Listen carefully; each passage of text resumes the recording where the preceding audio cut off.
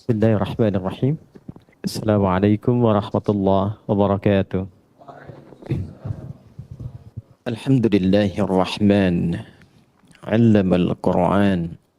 Khalaqal insan. Allamahul bayan. Wassalatu wassalamu ala rasulillahi habibir rahman.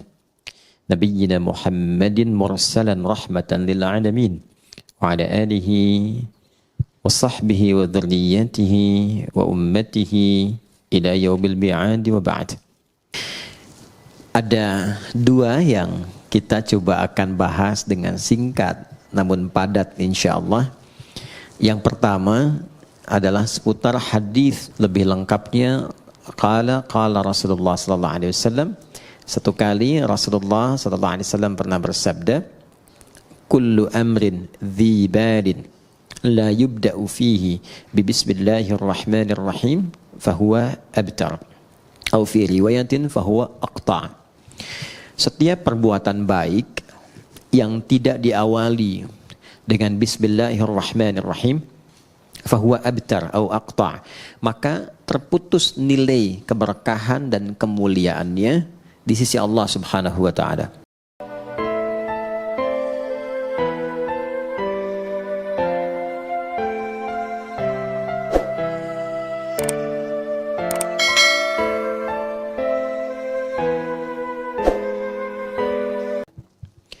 Hadis ini singkat, padat, tapi dalam. Saking dalam dan pentingnya, bahkan Allah membuka firman-Nya di dalam Al-Quran dengan kalimat Bismillahirrahmanirrahim. Bahkan ada para ulama ahli Quran sampai menyimpulkan, jika Allah saja membuka firman-Nya, mengawalinya dengan Bismillahirrahmanirrahim, maka lebih patut setiap hamba itu meneladani dengan membuka dan mengawali seluruh aktivitasnya dengan Bismillahirrahmanirrahim.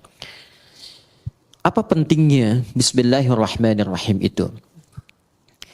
Jadi sekarang ada metode interaksi Quran dikenal dengan 5 ta namanya. Khamsat ta'at. 5 ta. Ta yang pertama dikenal dengan nama tamhid. Ya, ta yang pertama dikenal dengan nama tamhid. Tamhid itu pengantar yang mengenalkan kita pada setiap ayat dan surah yang akan dibaca dan dikaji. Jadi umumnya sekarang orang mengaji kan cuma buka mushaf, surat apa, baca kan? Pertanyaannya, kenal nggak dengan surah yang akan dibaca itu? Apa nama surahnya? Kenapa diberi nama dengan surah itu? Dalam suasana apa turunnya? Kapan turunnya? Apakah siang ataukah malam? Tempatnya di mana? Ada peristiwa apa di tempat itu sampai turun surah itu? Itu adalah tamhid namanya. Sehingga ketika kita kenal dan mengerti dengan metode ini, maka ada rasa penasaran yang memotivasi kita untuk mengenal Al-Quran lebih dalam. Dari situ baru termotivasi kita untuk baca. Orang kalau tidak kenal dengan keutamaan Bismillahirrahmanirrahim, apa isinya, apa manfaatnya, ya, apa kemuliaannya, belum tentu dia akan memulai aktivitasnya dengan membacakan Bismillahirrahmanirrahim. Itu tamhid namanya. Kalau sudah selesai tamhid, maka yang kedua ada yang dikenal dengan tilawah. Tilawah itu membaca yang mengantarkan pada pemahaman. Baca dengan benar. Karena ini wahyu, firman Allah, cara bacanya pun tidak seperti kita membaca bacaan biasa. Kita di SD kan dibimbing ya, bahkan dari TK sekarang ya, dibimbing untuk membaca dengan baik dan benar kan. Dulu masih Budi ya, ini Budi kan? Ini Bapak Budi kan, ini Ibu Budi. Sekarang sudah sampai ke tetangga ya, ini tetangga Budi ya. Baik, itu kenalan Budi ya. Baik, alhamdulillah. Tapi kan dibimbing supaya benar bacanya. Kita bayangkan, kita belajar biasa saja, dapat bimbingan baca yang begitu ketat. Supaya membacanya benar. Kenapa? Dengan benar membaca ini, benar memahami apa yang dibaca. Jadi falsafahnya, dasar awalnya membaca itu untuk mengetahui apa yang dibaca. Sehingga mengantarkan pada pemahaman yang benar tentang informasi yang akan kita terima di balik bacaan itu. Salah baca, salah paham kan? Salah paham, salah mengerti, salah mengerti, salah menyimpulkan, salah menyimpulkan, salah menilai, salah menilai, salah berinteraksi. Ya kan? Dan salah semua. Kalau tidak salah pahamnya, ya kan? Pahamnya yang salah kan? Ya kan? Ini jadi persoalan dalam kehidupan. Paham nggak? Ya. Nah, jadi ini yang kedua disebut dengan tilawah. Jadi baca Quran pun mesti benar. Karena itu kualifikasinya ketat. Ya, supaya apa? Bukan hanya benar baca dapat pahalanya, supaya pemahaman yang akan diantarkan lewat bacaan itu menjadi benar. Setelah paham cara membaca dengan benar, masuk tak yang ketiga. Namanya tafsir. Tamhid, tilawah, tafsir. Nah, tafsir itu pada dasarnya adalah keumuman makna yang menjelaskan tentang isi bacaan. Tadi misalnya, kita belajar nih, apa manfaatnya Bismillahirrahmanirrahim. Saking pentingnya kata Nabi, kalau lupa, nggak dibaca itu, atau sengaja tidak dibaca, berkahnya hilang. Terputus nilai. Terputus nilai itu artinya nggak ada nilai ibadah. Dua ya, ada nilai, ada berkah, itu berbeda. Nilai menjadikan satu aktivitas berubah menjadi ibadah. Contoh, saya mau menulis misalnya. Aktivitas menulis itu kan umum. Siapapun bisa menulis. Tapi ketika saya awali dengan Bismillahirrahmanirrahim, maka kegiatan menulis itu ditetapkan sebagai ibadah yang memiliki nilai. Perbuatan yang punya nilai di sisi Allah disebut dengan hasanah namanya. Perbuatannya berubah menjadi salih, nilainya disebut dengan hasanah. Perbuatan standarnya itu disebutnya amal namanya. Semua jenis perbuatan, makan, minum, beraktivitas apapun, bekerja, kan, berpakaian, termasuk kita sekarang berinteraksi, itu amal namanya. Ya, amal. Amal itu bahasa Arab yang menunjuk makna pekerjaan, perbuatan. Semua jenis. Perbuatan yang mengikuti tuntunan yang Allah tetapkan, yang ditunjukkan melalui Rasulullah SAW, ikuti. Misal saya mau makan nih, ikuti petunjuk nabinya misalnya, begini cara makannya. Ya, misalnya, idza quddimat ta'am, kata Nabi SAW, kalau dihidangkan makanan, khudh biyaminika ma yalik. Ambil dengan tanganmu yang paling dekat denganmu. Karena itu sunnah kalau kita makan, apalagi di keluarga misalnya, ya teman-teman yang di sini atau tersambung di Zoom atau YouTube, di keluarga kan ada beberapa anggota keluarga. Ya, nah kiranya di sebagian anggota itu ada yang makanan favorit. Ini suka daging ayam, ini suka tempe, ini suka tahu. Sunnahnya dekatkan dengan yang paling disukai. Sehingga tidak menjangkau yang jauh. Ya, yang tidak mendekat kepadanya. Dulu saya punya kawan dari Pakistan dan India. Ayam yang paling disuka dekatnya ke India. Yang Pakistan suka ayam tuh. Kan dulu kalau makan pakai nampan itu ya. Yang bersama-sama itu. Jadi cerdik juga nih yang Pakistannya, diajak ngobrol yang Indianya. Ini kisah nyata. Ngobrol sambil diputerin tuh. Puterin ya, sampai ayamnya deket tuh ke yang Pakistan tuh. Tapi yang India juga cerdas. Begitu mau dimakan, kata orang India, kita kembalikan bumi berputar pada porosnya. Balik lagi. Nah, ini yang kita ingin sampaikan bahwa semua perbuatan itu kalau kita benar kerjakan berdasarkan petunjuk yang Nabi pernah tunjukkan, mau makan, dekatkan, ambil dengan tangan kanan, samillah, sebut nama Allah. Tadi Al-Bukhari, qul bismillahirrahmanirrahim. Sebutkan bismillahirrahmanirrahim. Maka perbuatan itu akan berubah seketika memiliki sifat soleh namanya. Maka kita kenal dengan nama amal saleh. Ya kan? Semua perbuatan yang diikutkan pada petunjuk Allah. Nggak mungkin ikut Allah itu kalau kita nggak yakin kan? Dengan kebenaran Allah. Dengan ketuhanan Allah. Nggak mungkin ikut petunjuk Nabi kalau nggak yakin Nabi itu Rasulullah kan? Meyakini tanpa ragu kebenaran Allah sebagai Tuhan yang disembah, Rasulullah sebagai petunjuk berkehidupan untuk kita, namanya iman. Orangnya disebut mukmin. Iman ini yang menuntun semua perbuatan menjadi soleh. Ini nggak mungkin perbuatan jadi soleh kalau nggak ada iman. Jelas? Karena itu kata amal saleh di Quran saling bersanding dengan kalimat iman. Mau bentuknya kata kerja, kata kerjanya yang sifatnya misalnya infinitif, dasar, fi'il madhi, ataupun progresif, fi'il mudhari misalnya, atau bahkan bentuknya kata benda, isim fa'il dan sebagainya. Itu umumnya akan menyatu dengan kata amal saleh. Quran surah ke-103 Al-Asr. Wal asr. Innal insana lafi khusr illa alladhina amanu. Iman wa amilus salihat. Jelas sampai sini? Nah, jadi idealnya setiap insan beriman itu perbuatannya mesti soleh. Idealnya begitu. Jadi kalau kita melihat perbuatan kita itu mesti soleh, pandangannya mesti benar. Tidak menyebutkan dan tidak disebutkan beriman, kecuali iman itu membimbing seluruh tubuh kita untuk bersikap soleh.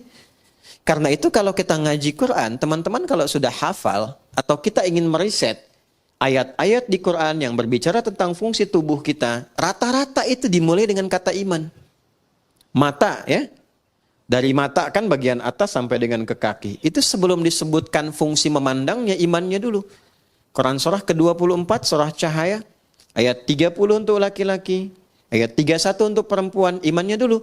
Qul lil mu'minina yaghuddu min absarihim wa qul lil mu'minati yaghuddna min absarihinna. Katakan pada pria-pria yang merasa masih punya iman, imannya dulu.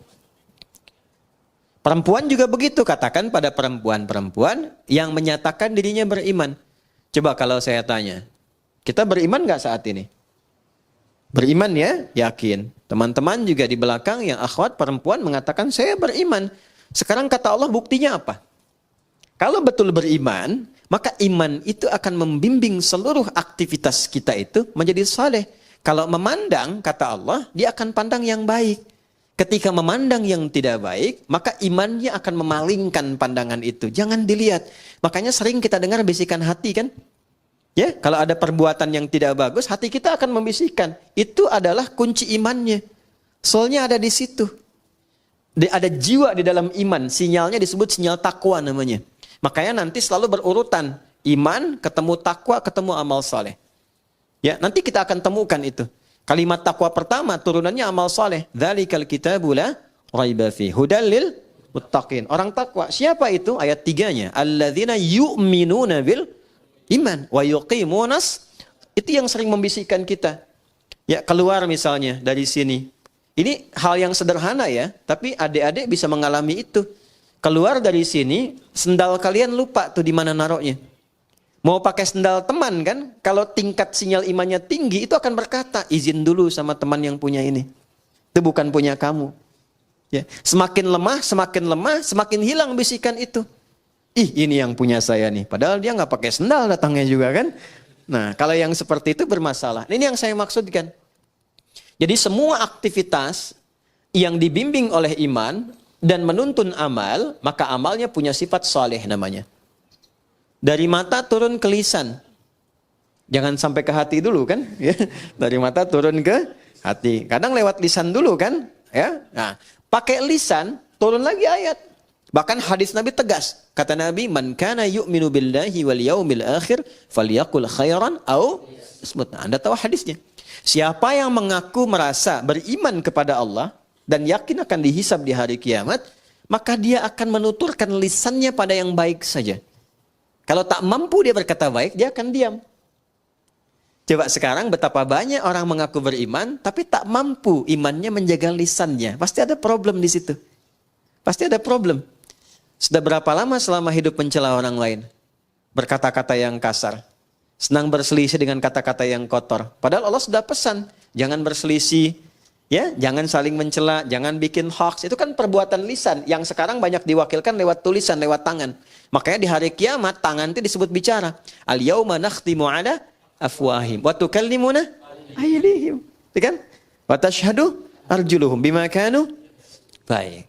Nah, sekarang Allah sudah kasih isyarat akan ada masa lisannya memang diam, tapi tangannya nggak mau diam.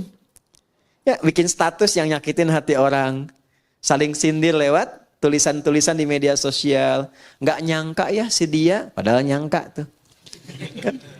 Kan orang yang bilang nggak nyangka itu sedang menyangka kan? Ya kan? Nggak nyangka ya, sedang nyangka itu. Ya. Jadi semuanya itu berjalan keseluruhannya. Turun ayat di situ. Quran surah ke-49 itu kan Al-Hujurat. Hei, mana Qurannya? Ayat 11 sampai 12. Ya ayyuhalladzina amanu la yaskhar qaumin.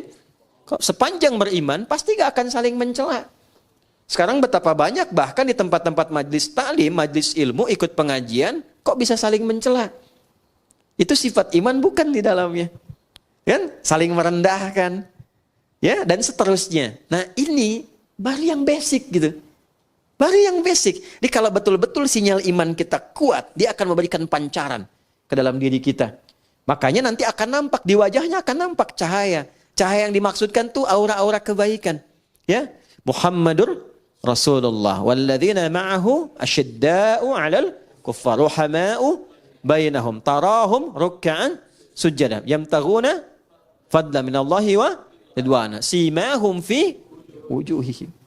Tuh. Jadi selalu ada pancaran aura kebaikan. Jadi ada orang yang insan beriman tuh semakin tinggi imannya. Kadang kita lihat wajahnya aja udah tenang. Kadang-kadang kita punya masalah, lihat wajah orang itu aja kayaknya udah hilang masalahnya itu. Ya. Ada yang menarik. Dulu para ulama kita itu biasanya kalau sedang futur istilahnya itu, ada kejenuhan, capek, lelah, itu kadang-kadang cuma datang ke majelis si fulan untuk lihat orangnya aja. Setelah itu tenang lagi, balik lagi. Ya. Sekarang teknologinya makin tinggi kan. Kadang lihat fotonya aja selesai gitu. Ada yang seperti itu. Ada yang berkebalikan. Disebut namanya aja udah mual mau muntah gitu kan. Nah berarti ada sesuatu yang harus diperbaiki gitu ya. Nah ini gambaran-gambaran yang terlihat sederhana tapi nyata. Nyata. Nah itu produk amal soleh. Jadi dari iman muncul amal soleh. Nanti setiap amal soleh ini punya nilai. Ini yang saya maksudkan di awal tadi. Di sisi Allah. Allah yang memberikan nilai, bukan kita. Kalau kita memberi nilai, pandangan, sifatnya masih relatif. Mas Adrian bisa bilang misalnya, ini Bintaro tempat yang paling bagus. Tapi bagi orang Bekasi, enggak gitu kan. Galaksi lebih tenang misalnya kan. Ya kan? Bisa berbeda. Ya, jadi penilaian itu bisa tidak sama. Ada yang senang putih, ada yang senang biru. Ya, ada yang senang pink, ada yang senang merah, macam-macam. Manusia itu enggak ada yang standar. Karena itu Luqman Al-Hakim mengajarkan pada anaknya, kalau sudah kita konsisten dengan satu hal yang baik, jangan terlalu banyak mendengarkan pembicaraan orang. Ya, kalau sudah mantap, yakin jangan istikharah lagi. Istikharah itu justru memberikan keraguan pada sesuatu yang sudah mantap. Itu rumus fikih loh, sederhana tapi dalam. Ya, jadi kalau kita sudah yakin mantap, kata Luqman Al-Hakim ngajak anaknya tuh dengan keledainya, dinaikkan berdua, namanya kendaraan dinaikin, lewat satu tempat, kata orang sekitaran itu kejam ya. Binatang begitu dinaikin 2 orang katanya. Maka turun sebagai penghormatan, bapak turun, anak supaya naik. Lewat lagi kampung sebelah. Kata orang kampung sebelah, itu anak tuh kurang ngajar pada ayahnya. Ayah suruh jalan, anak naik. Tuh kan? Maka kemudian yang terjadi ditukar. Bapaknya naik, anak turun. Kampung yang sebelah lagi mengatakan, itu bapak gak sayang anak katanya. Anak suruh jalan, bapaknya naik. Akhirnya mereka putuskan, gak usah kita naikilah, tuntun aja. Datang kampung sebelah, kata kampung yang terakhir dikatakan, mereka itu bodoh, punya keledai gak dinaikin. Bisa kebayang gak? Jadi kalau kita mau beramal, banyak mendengarkan komentar orang, gak akan konsisten. Itu kalau sudah positif, komitmen, mau menghafal saja. Gak usah dengar orang mengatakan menghafal itu susah, menghafal itu gak mudah, banyak tantangan. Sudah, Anda sudah ada di level yang tertinggi mengumpulkan keyakinan. Jangan goyah lagi. Gak mudah loh. Datang ke pengajian, nyiapkan jadwal, udah siap, pasti akan ada tantangan di situ. Nah itu yang kemudian disiapkan untuk menguatkan jiwa kita. Kalau kita lulus dengan itu semua, Allah kasih nilai. Kalau sudah Allah yang berikan nilainya, sudah tidak ada perbedaan pendapat lagi di situ. Itu sudah yang paling komplit, paling sempurna. Nilai yang Allah berikan pada satu perbuatan baik disebut hasanah namanya. Ya, hasanah. Hasanah. Siapa yang mampu mengerjakan satu perbuatan yang punya sifat hasanah dalam pandangan Allah, maka dia nanti akan mendapatkan poin kebaikan. Namanya ajrun. lahum ajrun ghairu mamnun. Bukan komisaris Ajrun ya. Itu polisi India. Ini dia dapat nilai di sisi Allah namanya ajrun poinnya. Poin dari hasanah disebut ajrun. Jamaknya ujur. Ya. Pelan-pelan. Berapa poinnya? Ini yang kita sebut pahala itu. Ya, sekian pahala, sekian pahala. Setiap perbuatan hasanah dia punya nilai 10 nilai pahalanya. Itu ada di Quran surah ke-6 ayat 160. Al-An'am, Quran surah ke-6 ayat 160. Man jaa'a bil hasanati falahu asyru amthaliha. Setiap perbuatan yang punya kualifikasi hasanah, maka dia punya nilai 10 di sisi Allah. Ini yang kita sebut dengan pahala itu. Pahalanya 10. Nah, karena yang memberi nilai Allah, jangan dihitung dengan pola hitung manusia. 1, 2, 3, 4, bukan begitu. Nabi memberikan ukurannya, kita ke masjid saja, baru datang untuk niat ibadah, belum mengerjakan apapun, itu mendapat 25 poinnya. 25 itu kata Nabi jarak 1 ke 2-nya 500 tahun. 2 ke 3-nya 500 tahun. 3 ke 4-nya 500 tahun. Dan semua perbuatan baik yang kita kerjakan disebut hasanah. Tadi sholat subuh kan? Ya, berarti kesiangan. Sholat subuhnya tadi. Ya kan? Tadi sholat subuh nggak? Tadi sholat subuh nggak? Sholat, berarti kesiangan ya. Ya, kalau saya katakan subuh tadi sholat nggak? Sholat, ya kan? Tadi sholat subuh nggak? Nggak sholat. Oke, baik ya. Baik, sholat itu disebut hasanah. Oleh Quran disebut hasanah. Jamaknya hasanah itu hasanat. Di Quran surah 11 ayat 114. Quran surah Hud ayat 114. Nanti yang bait 1 naikkan ya levelnya ya. Tahu peta Qurannya itu. Supaya merangkainya lebih mudah. Karena Quran itu kitab petunjuk. Ya, bukan sekedar hafalan. Aqimis salata tarafain nahar.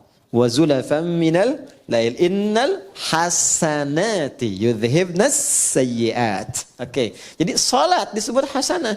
Makanya sekali kita salat itu dapat 10 kebaikan. Tadi nilainya 1 ke 2 500 tahun, 2 ke 3 500 tahun. Baca Quran itu setiap hurufnya 10 dan disebut dengan hasanah. Setiap poin hasanah itu yang disebut dengan ajrun. Nanti beda-beda, infak ada berapa? Yang kita sering sebut 700 kali lipat itu di Al-Baqarah ayat berapa? 261. Mathalul ladzina yunfiquna amwalahum fi sabilillah kamathali habbah ambatat sab'a sanabil fi kulli sumbulatin mi'atu habbah. Celakanya sering dipotong sampai sini ayatnya nggak dilengkapin. Karena itu hitungannya cuma nyampe 700. Infak 1000 dikalikan 700 jadi berapa? 700.000. Dan lebih celaka lagi dikalikannya sama hitungan dunia. Kalau infak 1000 baliknya 700.000. Padahal konsep dasarnya bukan begitu. Konsep dasarnya adalah ada pahala yang Allah siapkan lebih tinggi daripada nilai dunia. Kalaupun ada balik dunia itu cuma bonus saja. Yang wujud nilainya boleh jadi 700.000. Tidak harus dalam bentuk uang. Mungkin dijaga supaya tidak sakit. Yang kalau berobat 700.000. Anda misalnya ke restoran, tiba-tiba ditraktir teman yang bilnya 700.000. Sebetulnya hasil sedekah 1.000 di RKM musyawarah. Paham ya? Itu bukan pahalanya, itu cuma bonusnya aja. Pahalanya itu ukuran akhirat. Pahala nggak nampak sekarang. Pahala diberikan di akhirat, ditampakkan saat sakaratul maut. Sayyidah Asiyah, istrinya Fir'aun itu, kan meninggalnya dalam keadaan apa? Mau disiksa kan? Oleh Fir'aun itu. Sedang diikat di tiang. Mau disiksa. Tapi bisa tertawa. Senyum. Tabas sama dhahika. Gitu-gitu. Kata Fir'aun, ini perempuan. Mau disiksa, mau dimatiin. Kok masih bisa ketawa? Dia tidak tahu doanya Sayyidah Asiyah itu. Beliau katakan apa? Rabbi bnili.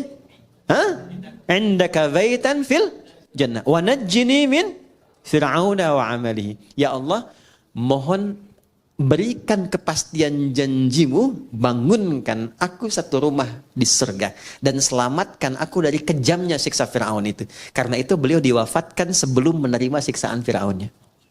Dan saat akan wafat itu ditampakkan surganya, makanya senyum. Orang yang tidak biasa beramal soleh, tidak sensitif, tidak mengerti itu. Makanya chemistry-nya nggak nyambung. Ya kan? Sama dengan begini, Anda biasa soleh, orang lain biasa salah, nggak akan bisa nyambung. Ada preman ketemu kiai, Assalamualaikum kiai. Preman ketemu preman lagi, orang soleh ketemu soleh lagi. Kalau Allah berkehendak, yang salah akan ketemu soleh, supaya salah menjadi soleh dengan wasilah taubat. Nah, ini yang dimaksudkan di sini. Jadi ada beberapa pola di dalam Al-Quran itu kalau kita baca pada akhirnya mengantarkan pada kebahagiaan, punya nilai. Nah, nilai ini akan kemudian ditampakkan saat kembali pulang, dikonfirmasi. Di dunia bentuknya keberkahan, bertambah nilai kebaikan. Masih ingat tadi saya katakan nilai dan berkah. Berkah itu bertambah nilai kebaikannya, punya nilai manfaat. Di dunianya disebut berkah, akhiratnya disebut pahala. Saya minum, misal Bismillahirrahmanirrahim, jadi amal saleh. Secara akhirat kalau ikhlas punya nilai pahala, dunia jadi berkah, bertambah nilai kebaikan. Walaupun hanya seteguk, tapi dia akan memberikan asupan tenaga dan menghadirkan kemampuan bagi kita untuk berbuat banyak kebaikan. Makanya ada orang makannya sedikit, tapi perbuatannya banyak kebaikannya. Ada orang minumnya sedikit, pakaiannya sederhana, tapi kebaikannya banyak gitu. Itu yang disebut dengan berkah. Jelas? Oke. Nah, sampai di sini teman-teman sekalian, kita sering berdoa supaya setiap perbuatan kita di dunia ini semuanya punya nilai hasanah. Kita ingin semua perbuatan kita itu punya sifat baik. Kalau bicara baik, bekerja baik, dapat harta dengan jalan yang baik, dikeluarkan dengan cara yang baik, maka kita berharap semua aktivitas dunia kita menjadi hasanah. Dan di akhirat dikonfirmasi hasanah ini. Itu yang menjadikan kita sering berdoa menggabungkan hasanah di dunia dan akhirat. Masih hafal doanya? Rabbana atina fid dunya wa fil akhirati wa qina adzabannar. Itu ada di Al-Baqarah ayat 201. Wa minhum may yaqulu rabbana atina fid dunya hasanah wa fil akhirati hasanah wa qina. Pertanyaannya, seberapa besar kita mengetahui bahwa doa kita itu terjawab? Tinggal dievaluasi. Apakah pakaian ini berkah? Berkah artinya mengantarkan pada kebaikan. Pakaian yang dipakai tidak menampakkan aurat yang tidak Allah sukai. Pakaian yang dikenakan menampilkan apapun bentuknya. Berjaskah, berdasikah, berjubahkah, berbatikkah. Tapi pakaian itu menuntun kita kepada kreasi perbuatan-perbuatan mulia. Sesuai dengan aktivitas yang melekat pada diri kita. Anda boleh jadi apapun. Tapi pakaian yang dipakai itu akan bersaksi di hadapan Allah. Tadi saya katakan di Tanah Kusir. Orang-orang jahiliyah, sejahiliyah-jahiliyahnya. Orang-orang jahiliyah, sejahiliyah-jahiliyahnya, kalau mereka mau tawaf di Ka'bah, mereka selalu mencari pakaian baru. Nanti kalau belajar sirah, Anda akan temukan kisah ini. Ternyata mereka punya prinsip, kenapa harus pakaian baru? Karena pakaian lama boleh jadi pernah dipakai untuk berbuat maksiat. Jadi untuk tawaf pun mereka malu kalau pakai pakaian hasil dari maksiat. Padahal itu umat jahiliyah. Jadi kalau sekarang ada orang pakai pakaian dari hasil mencuri dibawa ke masjid, itu standarnya di bawah jahiliyah. Paham ya? Oke. Bahkan orang jahiliyah itu lebih baik tawaf tidak berbusana dibandingkan pakai pakaian hasil maksiat. Itu jahiliyah dulu tuh. Cuman salahnya tawafnya musyrik. Yang disembah bukan Allah, tapi berhala-berhala sekitarannya. Dan caranya pun harus dibetulkan, karena cuma bersiul-siul dan tepuk tangan. Jelas? Baik. Ini kita butuh support. Dan pertanyaan terbesarnya bagaimana Ustaz? Menjadikan semua program kegiatan kita itu, dunia sampai ke akhirat, jadi hasanah. Punya nilai kebaikan. Punya penyebutan amal saleh. Maka rumusnya hadis yang di awal tadi kita bacakan. Diawali oleh dinda kita tadi saat membaca dalam MC melalui hadis Nabi SAW. Kuncinya Bismillahirrahmanirrahim. Rahim. Maka kata Nabi, setiap perbuatan yang baik-baik. Karena bismillah itu melekatnya pada yang baik. Nggak ada orang nyuri pakai bismillah. Saya mau ngambil sendal dulu pakai bismillah biar dosanya dikit gitu kan. Ya, nggak ada. Nggak akan bertemu dengan yang buruk. Karena itu kata Nabi, kalau kita ingin melatih menjadi pribadi yang lebih baik, bicaranya baik, berkatanya baik, jadi suami-suami yang baik, istri-istri yang baik, murid-murid yang baik, guru-guru yang baik, maka biasakan bismillahirrahmanirrahim. Mau ngerjakan apapun. Nah, itu namanya tamhid, namanya tilawah, namanya tafsir. Kalau sampai ke tadabbur, dibahas setiap hurufnya. Ya, 4 ya, yang keempat tadi apa? Yang pertama ya. Kedua apa? Tilawah. Ketiga apa? Keempat kalau tadabbur itu setiap huruf. Maka pengajian sekarang sampai subuh besok. Ya, bismillahirrahmanirrahim. 19 huruf kan? Halo? Berapa huruf? 19 kan? Baik, ba itu punya 14 makna. Jadi baru ba aja kita sampai isya nih. Ya, itu ba nanti ke bukunya boleh deh untuk santri di sini cari kitab namanya Mughnil Labib an Kutubil A'arib karya Ibnu Hisham Al-Ansari. Mughnil Labib 2 jilid. Ya. Ini kitab hebat, bagus. Jadi di sini tuh diuraikan semua makna huruf dalam bahasa Arab dari alif sampai ya. Insyaallah. Alif misalnya kan sama hamzah. Ada berapa fungsinya? Ya, terus kalau nyambung ke Allah, itu hamzah apa alif tuh? Nih Allah ini kan, Allah. Ini hamzah apa alif nih? Tuh. Tahu dari mana? Lihat kan? Terus lamnya, kenapa ada tasdidnya di sini? Ini menarik dan tidak ada yang sama. Ini khusus nama hanya bagi Allah. Karena ini bukan tasrif, ini nama yang dilekatkan langsung untuk Allah. Makanya semua huruf kalau dihilangkan, semua kembalinya ke Allah lagi. Coba kalau kita hilangkan yang pertama ini, kita hilangkan nih. Tuh. Jadi apa? Lillahi ma fis samawati wa ma fil ard. Milik Allah ke Allah lagi. Hilangkan lamnya satu. Kalau satu hilang, tasdidnya ikut hilang. Karena tasdid itu muncul ketika ada 2 lam. Baca. Lahu mulkus samawati wal ard. Ke Allah lagi. Hilangkan lamnya. Terakhir, tinggal apa? Hu itu, hu begini, ha itu kan ha. Hu itu bacaan wakaf dari huwa. Kalau kita berhenti wakaf, maka harokat yang terakhir nggak dibaca. Ya, itu dalam bahasa Arab termasuk di Quran, nggak ada harokat akhir dibaca. Bismillahirrahmanirrahim. Dimatikan kan? I-nya nggak dibaca karena wakaf. Nggak ada orang sehebat-hebatnya baca Quran, sefasih-fasihnya.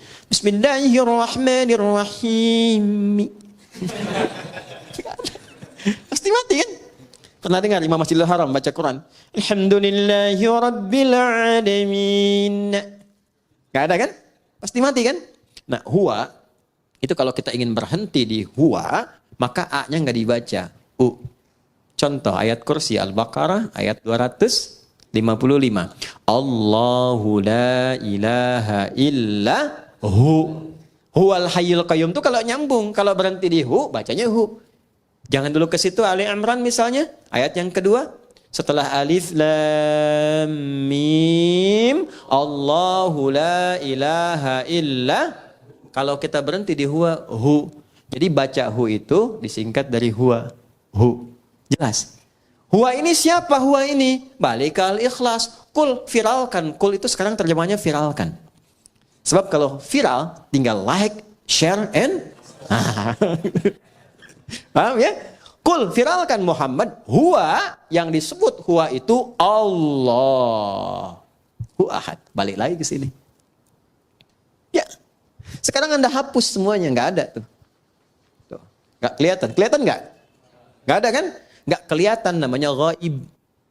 Ya. Maka turun Al-Baqarah ayat 3. Alladzina yu'minuna bil. Balik semua ke Allah. Tuliskan siapapun yang dipertuhankan, hilangkan setiap hurufnya, tidak akan pernah menunjuk kepada zat yang sama. Berarti bukan Tuhan. Adi, manusia nih. Hilangkan A-nya. Apa? Di. Mana yang sama? Tidak. Hilangkan D-nya. Hah? Bukan? Hilangkan D-nya, udah nggak ada. Jelas? Jadi kalau tidak punya sifat itu berarti bukan Tuhan. Ini basic, baru dari namanya saja. Nah, itu dipelajari. Kalau kita mau masuk Bismillahirrahmanirrahim, dari ba saja, ba punya 14 makna. Saya ambil 3 saja misalnya yang cepat ya. 1 sababiyah, sebab, tujuan. Misal, ini contoh langsung saja ya, biar tidak bingung. Saya mau minum misalnya. Sebelum minum, supaya dapat nilai dan keberkahan, ucapkan dulu Bismillahirrahmanirrahim. Ini supaya nggak bingung, contoh cepat. Ambil dengan tangan kanan. Bismillahirrahmanirrahim. Alhamdulillah. Maka saat saya mengucapkan Bismillahirrahmanirrahim, ba-nya pertama bermakna sababiyah. Maksudnya menjadikan kegiatan minum ini karena Allah. Bukan sekedar minum. Ya Allah, saya minum ini untuk mendapatkan ridha-Mu. Maka ketika itu diucapkan, muncullah sifat yang kedua, namanya musahabah. Musahabah itu penyertaan. Maka Allah akan menyertai kita, maksudnya mengawasi, memberikan perlindungan. Supaya memastikan apapun yang kita kerjakan, yang kita minum, kita makan, benar caranya, berkah masuk ke dalam perutnya. Jadi energi. Kalau pekerjaan jadi baik, nanti dibimbing oleh Allah. Siapa yang mendapatkan musahabatullah akan dibimbing. Ya, banyak cara. Dulu orang menempuh dengan tahajud. Itu orang kalau tahajudnya benar, dapat bimbingan dari Allah. 4 keutamaan. Pertama, dibimbing mengawali aktivitas. Kedua, dibimbing mendapatkan solusi kala mengalami kesulitan. Ya, yang ketiga, diangkat derajatnya ke tempat terbaik. Yang keempat, dilindungi kalau ada orang usil ingin menjahilinya. Itu ada di Quran surah ke-17. Al-Isra ayat 79 sampai dengan 81. Wa minal laili fatahajjad bihi nafilatan la. 1. Asa ayyab'atsaka rabbuka maqaman mahmuda. Maqam mahmuda itu kedudukan terhormat. Tidak mau jadi di dewan, di pimpinan perusahaan, di birokrasi, diplomasi. Kadang ada orang kan terangkat ke tempat terbaik, cuman cara masuknya salah kan? Ya kan? Maka yang kedua, wa qur rabbi adkhilni mudkhala sidqin, cara masuk yang benar. Ada orang punya kesulitan tapi salah menyelesaikan, salah cari solusi, datang ke dukun. Itu kan? Kenapa ke dukun? Karena ini orang pintar. Iya, sebab yang datang bodoh. Kenapa dukun disebut orang pintar? Sebab yang datang bodoh. Maaf dengan kalimat ini ya, maksudnya untuk memperbaiki. Maka ada solusi, wa akhrijni mukhraja sidqin. Dan kadang kedudukan tinggi itu rentan persaingan. Ya, apapun itu, tinggi di harta, di perusahaan, kata Quran siap-siap akan rentan persaingan. Ya, termasuk di kedudukan, termasuk apapun. Maka dengan kesiapan itu kita lebih tangguh mengatasi persoalan. Bahkan ancamannya tinggi. Kadang ada yang ingin menyingkirkan, menyungkurkan, ada yang ingin monopoli. Orang yang mendekat Allah dengan tinggi, kata Allah, waj'alli min ladunka sultanan nasira. Hanya Allah yang akan langsung melindungi. Kita punya akses dengan siapapun membantu, ringan pekerjaan. Kalau Allah sudah bantu, apa yang menjadi berat bagi kita? Nah, ada satu kalimat saja selain tahajud yang itu langsung menghadirkan perlindungan Allah. Itulah Bismillahirrahmanirrahim. Nanti semakin tinggi kalimat itu sampai di jiwa kita, sampai merasakan kedekatan dengan Allah, berubah menjadi makna yang ketiga, ilsaq.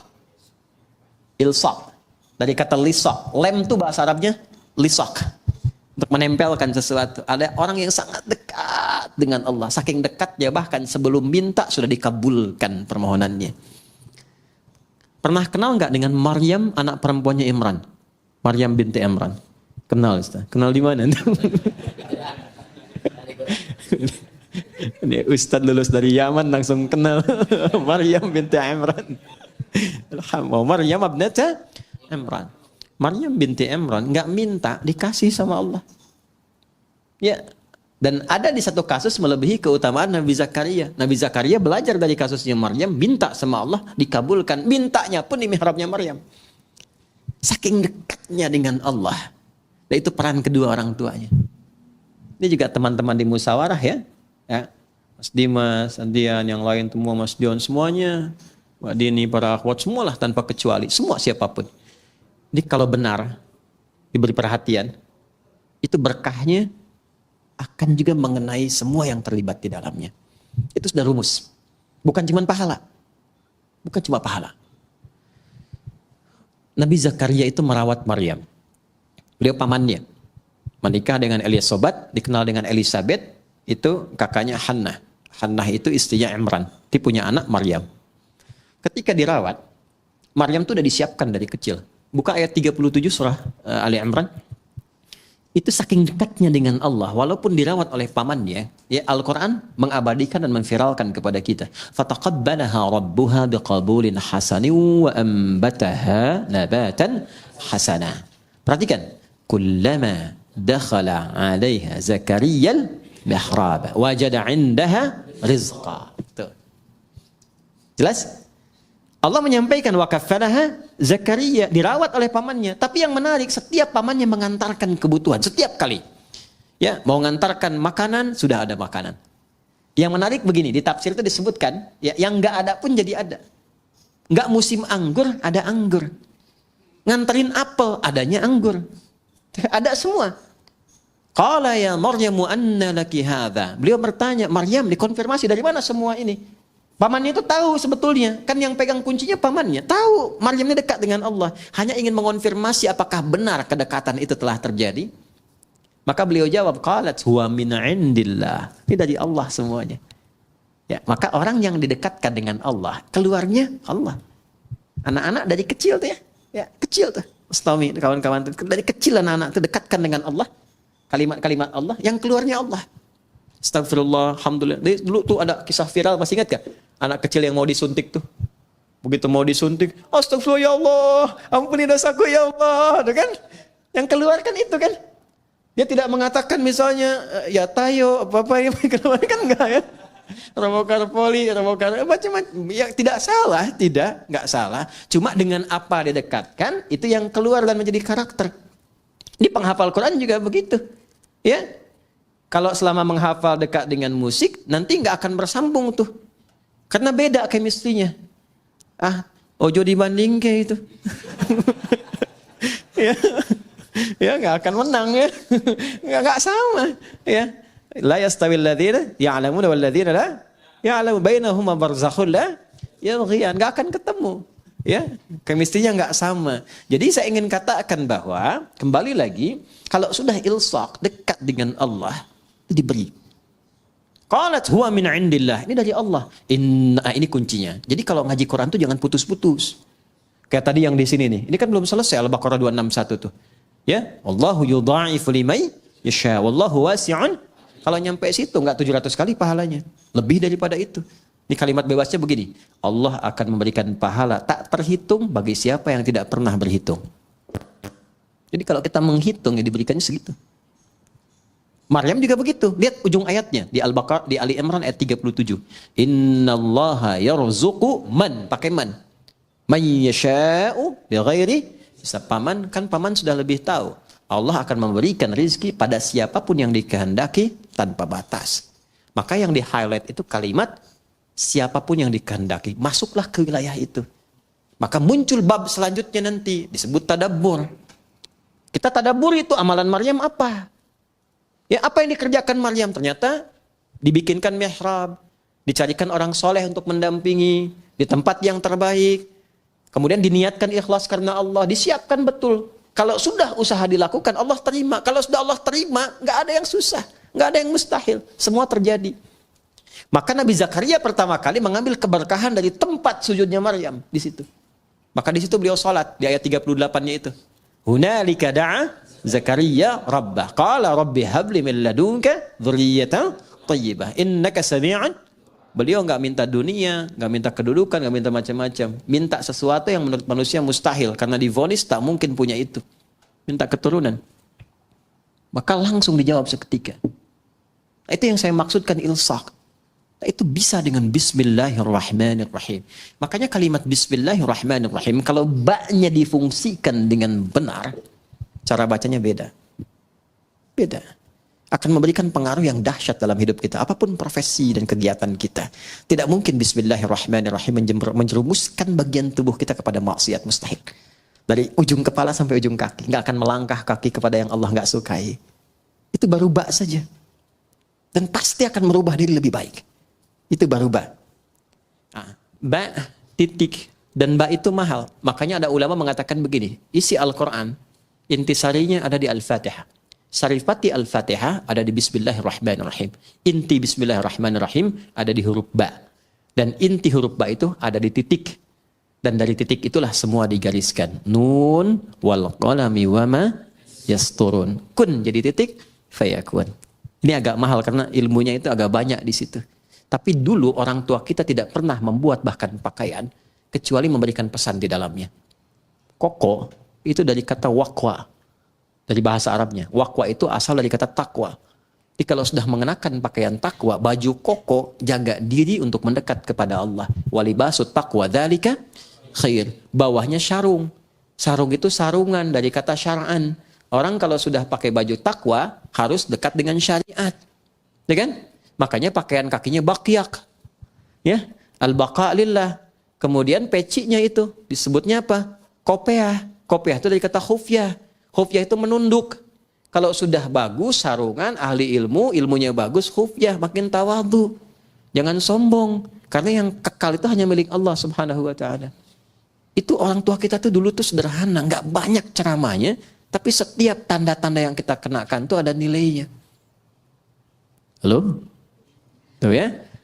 Kita baru huruf ba, kita belum mulai nih kajiannya. Oke, baik. Ba-nya Bismillahirrahmanirrahim. Kita Bismillahirrahmanirrahim saja ya hari ini ya. Bismillahirrahmanirrahim. Ismun. Saya tulis dulu ya supaya terukur. Insyaallah. Alhamdulillah. Jazakallah khair. Terima kasih banyak ya. Alhamdulillah. Ini saja. Saya cuma mau nulis Bismillahirrahmanirrahim. Baik, yakfi, syukran. Cukup. Saya tulis dulu ya. Bismillah. Nah, ini. Kita pisahkan dulu supaya lebih mudah. Bismillahirrahmanirrahim. Ya. Ini bak sudah tadi ya? Bak sudah. Ada berapa maknanya? 14 ya. Kita bahas berapa? 3 kan? Jadi satu, fungsi ba itu menjadikan semua kegiatan kita tertuju untuk mendapatkan ridha siapa? Allah. Namanya apa? Sababiyah. Ya? Dengan sebab Allah menetapkan saya minum. Karena Allah saya berpakaian. Kalau sudah karena Allah nggak mungkin maksiat. Masa Allah dibawa-bawa dalam perbuatan maksiat? Jelas ya? Mau naik kendaraan, Bismillahirrahmanirrahim. Maka sepedanya pasti akan dipakai pada yang baik-baik. Kendaraannya juga demikian, itu dihisab loh. Ya. Kemudian yang kedua apa tadi? Musahabah. Musahabah itu mendapatkan penyertaan, perhatian dari Allah. Maka merasalah diperhatikan. Kalau sedang minum, merasa dilihat Allah. Nanti akan muncul sifat itu. Kalau merasa dilihat Allah, nggak akan berbuat yang macam-macam. Bicara merasa didengar Allah. Karena merasa didengar nggak akan keluar yang kotor. Karena sedang merasa diamati. Ya, innallaha sami'un basir. Ya, Allah mendengar, mengawasi. Nah, itu ada pada huruf ba. Kalau kita kenakan pakaian merasa diawasi Allah, kita bekerja merasa diawasi Allah, jadi baik semua. Makanya orang jahiliyah itu dengan Bismillahirrahmanirrahim jadi khairul ummah. Baik semua. Antum udah dibacain Yasin berkali-kali nggak jadi baik juga gitu kan? Nah, balik lagi, mungkin tadaburnya yang kurang. Ba yang terakhir ilsaq. Kalau sudah ilsaq, udah jadi hamba yang diistimewakan oleh Allah, yang bahkan belum minta, Allah sudah menjawabnya. Bismillahirrahmanirrahim. Asalnya ini ada alifnya di sini dari kata ismun. Begini. Asalnya bismillah. Dibaca nyambung bismillah. Dan cuma di Bismillahirrahmanirrahim alifnya hilang. Wahyu pertama turun apa? Hah? Bacanya apa? Ini yang tidak tepat. Wahyu yang pertama turun itu bukan Iqra. Tolong diperbaiki ya. Wahyu yang pertama turun itu bukan Iqra. Tapi wahyu yang pertama turun Iqra bismi rabbikal ladzi khalaq. Karena saat turun Iqra, Nabi jawab ma'ana biqari. Iqra ma'ana biqari. Itu perintah Jibril, baca. Ya? Allah mewahyukan, baca. Kata Nabi, saya betul-betul nggak bisa baca. Sudah pakai ma, istifham, pakai ba taukid. Ma ana bi, betul-betul saya nggak bisa. Nabi nggak bilang ma qara'tu, tapi ma ana biqari, saya betul-betul nggak bisa baca. 2 kali iqra, nggak bisa. 3 kali dipeluk dulu oleh malaikat Jibril. Setelah ada ketenangan, kenyamanan, baru sempurna. Ayat turun, iqra bismi rabbikal ladzi khalaq. Muhammad SAW. Baca, karena Allah yang telah menciptamu. Kalau mencipta engkau aja begitu mudah, apalagi hanya menuntun engkau untuk bisa mengikuti bacaan. Jangan baca karena engkau nggak pernah belajar. Nggak pernah punya guru yang mengajar. Nggak pernah sekolah. Lakukan karena Allah, maka semua yang sulit akan mudah. Karena itu di bismi rabbikal ladzi khalaq itu ada alifnya. Silakan cek di surah Al-Alaq tuh, surah 96 ayat 1. Iqra. Ya, Iqra begini. Bismi, nah ada alifnya. Nih. Ini baru sebagian ya. Nanti ada ayat-ayat lain juga yang bisa kita konfirmasikan. Ini saya kasih contoh 1 di antara sekian. Pasti ada alifnya, harus ada ini. Nggak mungkin nggak ada, harus ada. Ada nggak? Hah? Ada? Begini tulisannya. Ya kan? Ba, ada alif ke atas kan? Ada ismi. Di Bismillahirrahmanirrahim alifnya nggak ada. Langsung nyambung. Kenapa sebabnya? Perhatikan sini. 1, alif biasanya fungsinya untuk memanjangkan bacaan. Dapat alif tambah harakatnya 1. Makanya ada istilah 2 harakat.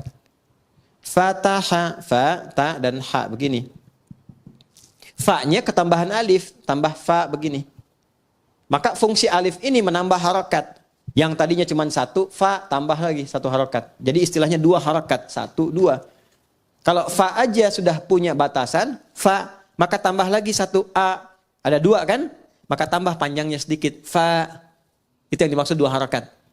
3 harakat tambahkan lagi 1, 4 harakat tambah lagi 1. Ya, kalau kami belajarnya pakai detik. Setiap 2 harakat 1 detik. Tak. Ya, di kalau 4 harakat berapa detik? 2 detik. 5 harakat 2,5 detik. Nanti masuk di bab mad. Mad wajib muttasil, mad jaiz munfasil dan seterusnya. Nah, yang dimaksud 2 harakat, 4 harakat, 6 harakat ini. Ditambah alif. Alif ini gambaran dari harakat. Jadi kalau sudah ada ini maksudnya dibacanya 2 kali seperti ini, 2 kali harakat. Fatah. Jelas? Alif fungsinya memanjangkan bacaan. Dan kalau sudah ada alif, harokat yang sesuai adalah fathah. Kalau kasrah itu ya. Kalau dhammah, wow. Tapi ini menarik, harokatnya kasrah, iqra bi, pakai ya, pakai kasrah. Tapi tandanya alif. Kenapa nggak dibuang saja? Untuk memberikan kesan, karena pertama kali Nabi diminta membaca iqra, beliau merasa tidak mudah, panjang prosesnya. Menunjukkan sesuatu yang tidak mudah, panjang, kadang berliku, kadang tidak mudah. Tapi kalau semua dilakukan karena Allah, maka Allah akan membuat yang panjang semakin pendek, yang sulit akan semakin mudah. Itulah sebabnya ketika walaupun di sini ada alifnya, tetap dibacanya cepat dan pendek. Iqra bismi rabbik.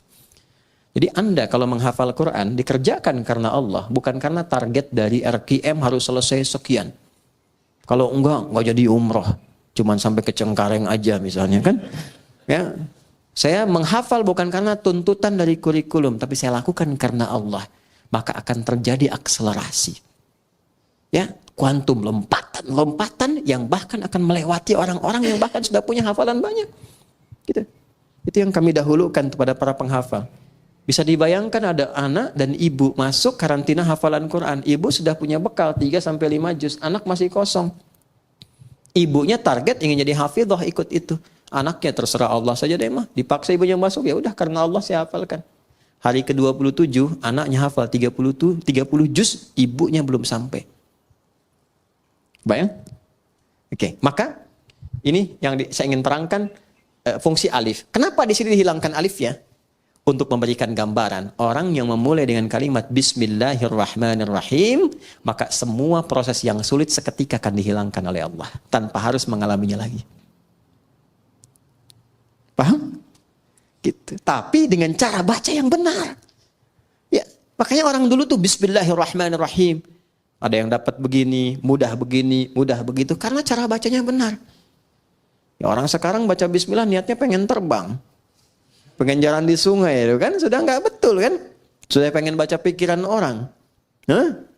Gitu. Atau dipakai untuk hal-hal yang tidak sesuai dengan syariat, ya tidak akan nyambung. Ya. Ya kasembung main layangan, nggak nyambung sayang. Ya. Paham di sini? Baik, itu alif tuh. Sekarang ismun, nih sin dan mim. Asalnya dari kata apa? Bisa dari kata wasamun, bisa dari kata sumuwun. Wasamun berarti tanda, sumuwun berarti tinggi. Kalau kita ingin gabungkan keduanya, tanda dan tinggi. Orang yang senantiasa melakukan perbuatan dengan awalan bismillahirrahmanirrahim, meniatkan karena Allah, maka hamba itu akan langsung ditandai oleh Allah Subhanahu wa taala dan ditinggikan derajatnya di hadapan Allah. Sudah. Allah. Nama yang menunjuk pada dua hal sekaligus. Satu, sifat ketuhanan. Yang kedua, pusat penyembahan. Ya, sifat uluhiyah, ketuhanan, dan ubudiyah, penyembahan. Duanya ditemukan, kedua makna ini ditemukan dari Allah sendiri. Di Quran surah Thaha, surah ke-20 ayat ke-14. Perhatikan kalimatnya. Innani anallahu. Sayalah Allah, kata Allah. Apa makna Allah itu? Satu, la ilaha illa ana. Nggak ada Tuhan kecuali saya. Itu sifat ketuhanan. Jadi kalau sudah la ilaha illallah, nggak boleh menuhankan yang lain. Jelas ya? Harus ke Allah saja. Nggak bisa mengatakan lisannya semua agama sama. Kita menghormati, bedakan dengan penghormatan ya. Ingat. Ya, bedakan dengan penghormatan. Kita menghormati keyakinan orang lain. Nggak boleh kita menyakiti. Nggak boleh melecehkan. Nggak boleh menghina. Ingat itu ya. Nggak boleh menghina. Di Islam itu menghina keyakinan orang haram hukumnya. Mencela haram. Nggak boleh. Kita sudah tuntas dengan masalah toleransi itu tuntas. Kita punya ayat lakum dinukum. Maksa orang masuk Islam nggak boleh. Ini sedang ada bencana misalnya. Wah, ada banjir badang macam. Datang kita ke situ. Ya. Kemudian kita bikin makanan karena butuh makanan pokok, kita buat di sini. Rumah RKM Musyawarah bikin biskuit.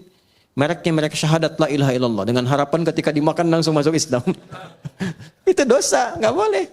Ya, baik dari paksaan halus apalagi kasar. Yang kasar tuh ada. Dikasih obat yang dosisnya tinggi. Nanti minta lagi, harus pindah agama. Ya, kalau enggak dikasih obatnya. Itu pernah terjadi di beberapa tempat di Afrika. Ada yang begitu. Ya, nah itu tidak boleh. Di Islam kalau ada yang begitu nggak boleh. Anda dokter nih, ada pasien non muslim datang, dikasih obat yang sengaja dosisnya tinggi supaya datang lagi. Dan tergantung kepada Anda. Syahadat dulu, kalau nggak syahadat nggak saya suntik, ya kan? Dosa itu, ya nggak boleh. Ya, atau misalnya mengada-ngada, ya, oh wudu deh Pak, kalau Bapak wudu minum obat ini langsung sembuh. Padahal memang obatnya harus itu misalnya, itu dosa, nggak boleh. Islam itu indah, Islam itu. Nah, balik sini ya. Nah, Allah satu sifat ketuhanan. Kedua, ubudiyah. La ilaha illa ana fa'budni. Sembah saya. Ya. Sembah itu sifat ibadah. Makanya kalau kita baca bismillah, ada Allahnya di situ, maka kita niatkan semua perbuatan jadi ibadah. Otomatis itu. Apapun itu. Naik kendaraan, makan, minum, kerja. Bismillah. Sepanjang nama Allah disertakan jadi ibadah. Ini jangan dipahami ibadah itu aspeknya ritual saja, tidak. Semua kegiatan itu ibadah. Wa ma khalaqtul jinna wal insa illa liya'budun. Adz-Dzariyat ayat 56. Tidaklah aku ciptakan semua jin dan manusia kecuali menjadikan semua aktivitas ibadah. Nah, dalam ibadah itu rasakan ketuhanan Allah. Niatkan untuk Allah. Niatkan lillah. Itu yang dimaksud ikhlas. Maka di surat Ikhlas dibuka dengan kata Allah. Qul huwallahu, tujukan lillah. Kalau sudah ditujukan karena Allah, pertama memberikan ketenangan pada jiwa. Kedua, nggak ada kecewa. Ada kecewa. Antum ikut tender. Diniatkannya untuk proyek gitu-gitu aja. Seharusnya antum yang menang. Kualifikasinya antum yang dapat. Tapi diserobot orang lain, kecewa antum. Kenapa begini, kenapa begitu?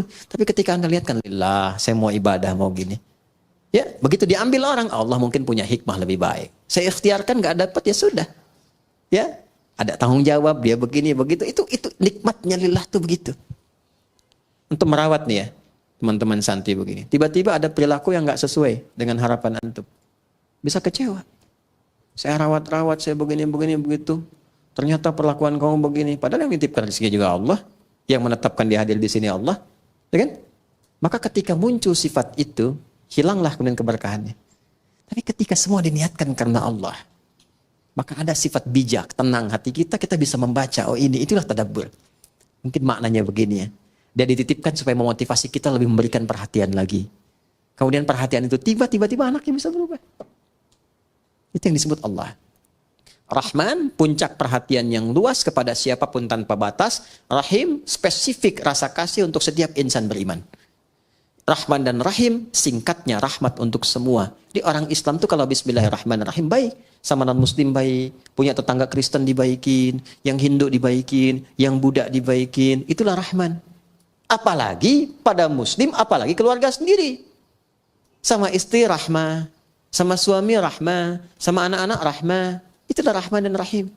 Makanya nggak ada pertengkaran kalau Bismillahirrahmanirrahim. Itu benar kita amalkan. Indah. Masak makanan kata Nabi. Masih ingat hadisnya? Baunya sampai ke tetangga. Maka bagilah makanan itu walaupun kuahnya. Apa landum kuahnya itu? Tapi cara memahaminya mesti sempurna. Jangan sampai antum makan ayamnya, kuahnya dibagi tetangga gitu ya. Yang dimaksud Nabi itu salah satunya adalah bima ma'na wa kama qala wa kama qasada Nabi sallallahu alaihi wasallam, yang dimaksud walaupun masak kuah saja, kalau baunya nyampe jangan sampai tetangga salah tafsir. Kan sekarang banyak bumbu kan? Halo? Bumbu opor yang dimasak tempe kan? Kan yang nyampenya bau opor. Dia nggak tahu kalau masak tempe. Maka bagikan supaya tidak salah paham. Tapi pertanyaan saya, apakah di hadisnya itu ada khusus untuk orang Islam saja? Tidak. Ini tetangga di sini mungkin tidak semua muslim nih. Ya kan? Ada yang Kristen, ada yang macam-macam. Sampai berita di sini ada air, ada makan, bagi. Jangan sampai datang ke sini. Pak, kemarin kayaknya bagi sembako. Iya, cuman sayang ibu kafir. Enggak boleh begitu. Hati-hati itu dosa hukumnya, enggak boleh. Ya, bagi. Sebelum diminta datangi. Ya. Pagi Bu, oh iya pagi Pak, ini ada sedikit nih. Oh, kok banyak sekali ini, terima kasih. Bapak baik banget, bukan saya, tapi Allah yang memerintahkan saya untuk berbagi. Rasulullah yang mengajarkan kami untuk berbagi seperti ini. Ini bayarnya berapa? Enggak ada bayar. Begitu ya, Islam begitu ya, iya tuh. Itu keindahannya. Ya, 3 hari kemudian bisa diketok lagi Anda. Assalamualaikum, udah bisa assalamualaikum tuh, ya kan? Alhamdulillah tuh, begitu Anda buka dia tanya kan. Apakah hari ini Allah sudah memerintahkan berbagi lagi? Kita nikmat merasakan itu. Itulah indahnya Islam. Ya, masih ingat hadis tentang pohon? Ya kan? Kalau ada pohon, ada buahnya ke tetangga, dibagi kan? Hakun mustarak kan? Lihat nih musyawarah di depan ada pohon mangga, pohon apa? Kalau itu buahnya keluar, jangan protes kalau diambil orang. Karena hak berbagi, hakun mustarak. Anda punya pohon rambutan, rambutannya ke tetangga. Jangan sampai nunggu dia meminta. Antarkan. Assalamualaikum, ketok, kan? Atau non muslim, nggak apa-apa. Selamat pagi, gini. Atau kita niatkan diberikan hidayah. Diketok, ada apa Pak? Ini, depan kan ada rambutan. Ya saya tahu punya bapak kan? Iya bukan, tapi kan ibu selalu melihat buahnya. Kadang-kadang kedapatan sampahnya. Saya mohon maaf. Ini bagian ibu yang sini. Gak usah minta sama saya. Kalau sudah merah, ya, oh saya senangnya yang kuning aja, nggak apa-apa. Kalau sudah menguning, Tommy kan senang yang hijau ya, mesti hijau udah dipetik gitu. Saya senangnya nggak apa-apa. Silahkan ambil, ini bagian ibu. Kok begitu? Dari mana aturannya? Islam yang mengajarkan begitu. Rasulullah mengajarkan jangan biarkan orang menikmati pemandangannya tidak merasakan hasilnya. Ambil aja Bu, ambil. Udah pulang. Hikmat bertetangga begitu. Ya, walaupun dia bukan muslim kita terangkan, kita sampaikan. Islam yang mengajarkan demikian, datang hidayah. Cuman kadang-kadang memang besoknya ayam kita main ke situ. Dia kira hukum ayam sama dengan rambutan kan, dia sembelih itu. Malamnya dia WA, terima kasih ayamnya enak banget gitu. Udahlah kita rawat-rawat. Enggak apa-apa, mungkin itu asbab hidayah aja. Ya. Jelas sampai sini? Itulah rahmat. Itulah rahmatan lil alamin. Jadi dengan siapapun kita bisa berdamai dan memberikan warna dalam dakwah itu dengan penuh ketenangan. Kita nggak punya musuh, setan aja udah susah kok. Setan aja satu-satunya musuh udah susah, mau ditambah lagi.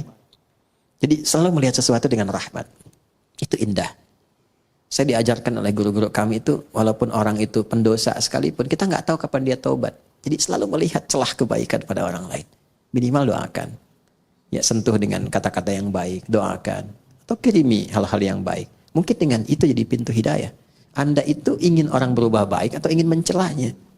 Makanya saya sering katakan ya, kalau ada orang berbuat salah, yang diperbaiki itu perbuatannya. Bukan dicela orangnya. Ya, bukan dicela orangnya. Di zaman Nabi itu ada seorang sahabat, mukanya mirip betul dengan seorang penjahat di masa-masa jahiliyah. Ya, itu penjahat akidah karena mengganti ajaran Nabi Ismail itu ya dengan patung-patung berhala, namanya Amr bin Luhai. Ya, lalu ketika disampaikan wajahmu mirip dengan si fulan, kata sahabat mulia ini, ya Rasulullah, apakah ini tanda kejelekan? Kata Nabi, bukan. Bukan. Tapi Nabi ingin memberikan gambaran tidak semua orang yang terlihat begitu memiliki perbuatan yang serupa. Makanya di Islam orang jahat pun, orang buruk kadang-kadang nggak disebut nama, cuman inisialnya saja. Firaun kan gelarnya, Abu Lahab gelarnya, nggak pernah disebutkan nama aslinya. Karena boleh jadi ada orang yang punya nama yang serupa, yang berbeda perilakunya. Jadi kalau ada orang berbuat salah, mohon maaf, jangan dieksploitasi, jangan disudutkan, jangan diburuk-burukan namanya, karena yang salah perbuatannya. Karena khawatir ada orang dengan nama yang serupa, dia harus menanggung beban yang sama. Jelas sampai sini? Itulah rahmatan lil alamin, itulah bismillahirrahmanirrahim. Itu baru terpisah dari Quran, belum kita sambungin. Kalau bismillahirrahmanirrahim nyambung dengan Fatihah, maknanya apa? Kalau nyambung dengan Al-Baqarah, maknanya apa? Kenapa di At-Taubah tidak ada? Itu bab yang berbeda. Saya bersyukur MC-nya cuma bismillahirrahmanirrahim. Coba kalau sampai Al-Fatihah, nyambung lagi. Demikian yang saya bisa sampaikan hari ini. Terima kasih atas perhatiannya. Mohon doa dari teman-teman semua. Allah membimbing kami, mengampuni dosa-dosa kami, dan membimbing kita lebih ikhlas dalam berdakwah. Terima kasih teman-teman di Musyawarah. Adik-adikku yang sedang menghafal Quran, semoga dimudahkan jadi penghafal yang baik. Dan untuk guru-guru yang mengajar, semoga semua menjadi jariah di sisi Allah Subhanahu wa Ta'ala. Allahumma taqabbal minna innaka antas sami'ul alim wa tub 'alaina innaka antat tawwabur rahim. Rabbana nahmaduka kama 'allamtana an nahmadak wa nashkuruka syukran kama 'allamtana an nashkurak antal muqaddim antal muakhir biyadikal khair innaka 'ala kulli syai'in qadir. اللهم صل وسلم وبارك على حبيبك الكريم رسولك المصطفى الأمين سيدنا محمد وعلى آله وصحبه أجمعين. اللهم اجعلنا من أهل القرآن واجعل القرآن صاحبا لنا في الدنيا ونورا لنا في القبور وشفيعا لنا في الآخرة يا أرحم الراحمين. يسر لنا أمورنا يا وتسر علينا بيدك كل شيء يسير يا أرحم الراحمين. اللهم ربنا آتنا في الدنيا حسنة وفي الآخرة حسنة وقنا عذاب النار. وصلى الله على سيدنا محمد وعلى آله وصحبه أجمعين. وآخر دعوانا سبحانك اللهم وبحمدك أشهد أن لا إله إلا أنت نستغفرك ونتوب إليك والحمد لله رب العالمين. Assalamualaikum warahmatullahi wabarakatuh.